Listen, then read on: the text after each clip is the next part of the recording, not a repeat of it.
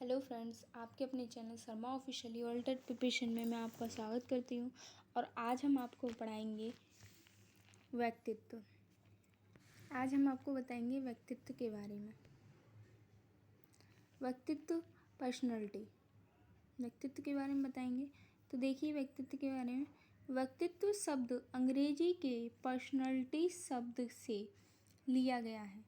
व्यक्तित्व शब्द जो है वो अंग्रेजी के पर्सनैलिटी शब्द से लिया गया है, जो लैटिन शब्द के पर्सोना से बना है, जिसका अर्थ होता है मुखौटा यानी कि मास्क।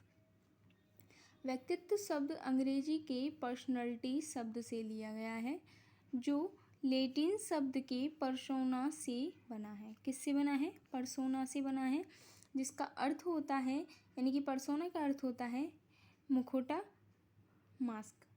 ठीक है ना। अब आते हैं हम व्यक्तित्व की परिभाषाएं। व्यक्तित्व की परिभाषाएं, डेफिनेशन ऑफ पर्सनैलिटी। तो गिलफोर्ड के अनुसार व्यक्तित्व गुणों का समन्वयी रूप है। गिलफोर्ड के अनुसार व्यक्तित्व गुणों का समन्वयी रूप है। वुडवर्थ के अनुसार व्यक्ति के व्यवहार की एक समग्र विशेषता ही व्यक्तित्व है।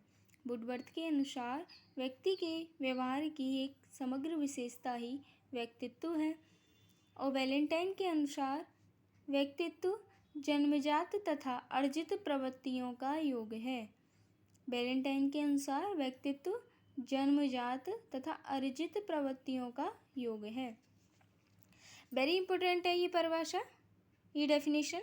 देखिए, ऑलपोर्ट के अनुसार व्यक्तित्व व्यक्ति के भीतर उन मनोशारीरिक तंत्रों का गतिशील या गत्यात्मक संगठन है।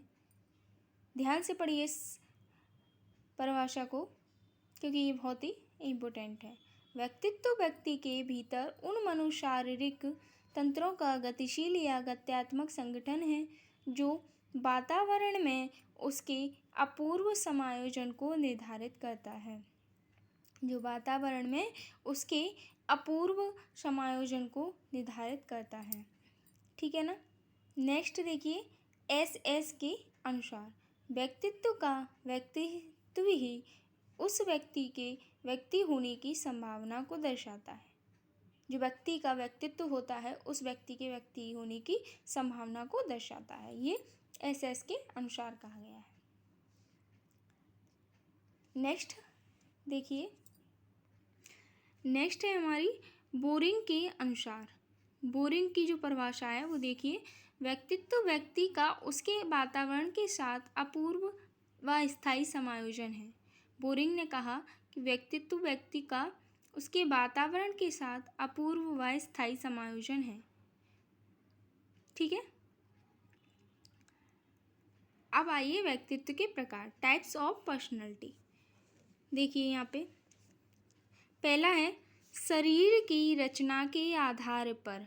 शरीर की रचना के आधार पर जो व्यक्तित्व का प्रकार बताया है वो क्रेशमर ने बताया है। तो ये है, फर्स्ट है शरीर की रचना के आधार पर पिकनिक, यानी कि ऐसे इस प्रकार के व्यक्ति जो साहसी, छोटे और गोल आकृति के होते हैं। नेक्स्ट है एस्थेनिक, इस प्रकार के व्यक्ति जो पतले, चपटे, गोल, लंबे आकृति के होते हैं। तीसरा है एथलेटिक, जो अच्छी मांसपेशियां, हाथ लंबे, कंधे चौड़े, यानी कि अच्छी इनकी शरीर की रचना होती है।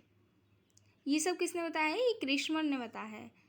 और चौथी है डिस्प्लास्टिक। डिस्प्लास्टिक जो अनुचित शारीरिक अनुपात वाले तथा शारीरिक विकास की अनेक असमानताएं भी पाई जाती हैं। जो चौथी रचना है उसमें अनुचित शारीरिक अनुपात वाले शारीरिक विकास की अनेक असमानताएं भी पाई जाती हैं। जिसके शारीरिक विकास की असमानताएं होती हैं, जिनमें असमानताएं पाई जाती हैं, वो डिस्प्लास्टिक के अंतर्गत आती हैं।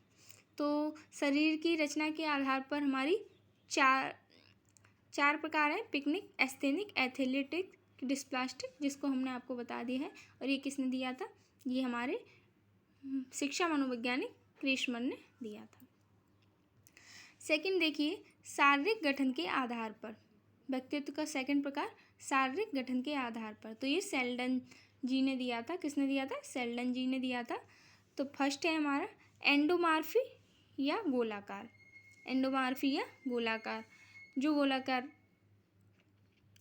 गोलाकृति के व्यक्ति होते हैं। मेसोमार्फी या आयताकार, ठीक है। एक्टोमार्फी या लंबाकार, जो ज़्यादा लंबी होती हैं, ठीक है।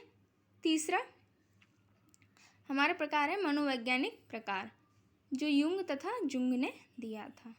पहला है मनोवैज्ञानिक प्रकार में अंतर्मुखी, जो व्यक्ति अपने आंतरिक चीज़ों में ही, आंतरिक भावनाओं से ही जुड़े रहते हैं और अपने ही अंदर सारी बातों को सोचते रहते हैं, वो है अंतर्मुखी।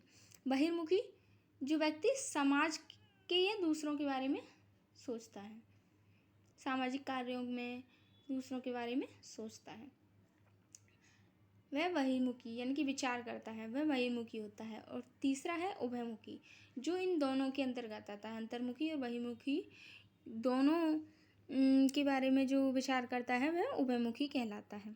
तो ये तीनों प्रकार किसने दिए थे?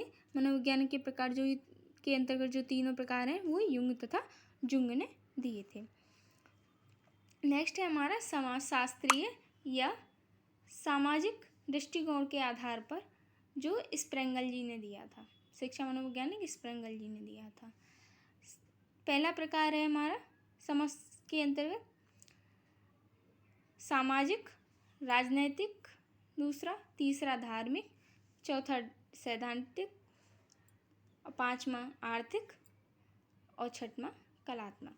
यानी कि समाज के द्वारा, राजनैतिक पॉलिटिशियन, धार्मिक और कलाओं के द्वारा, आर्थिक समस्या, सैद्धांतिक सिद्धांत के द्वारा, वो सब ये समाज के अंतर्गत सामाजिक चीज़ें आती हैं।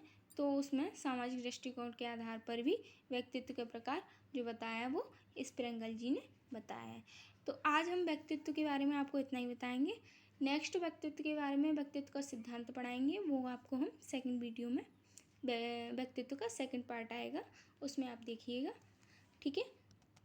तब तक के लिए आप इस वीडियो को पूरा देखिएगा और इस वीडियो को लाइक कीजिए, शेयर कीजिए, कमेंट कीजिए। और मेरा टेलीग्राम चैनल भी है, आप उसको ज्वाइन कर सकते हैं।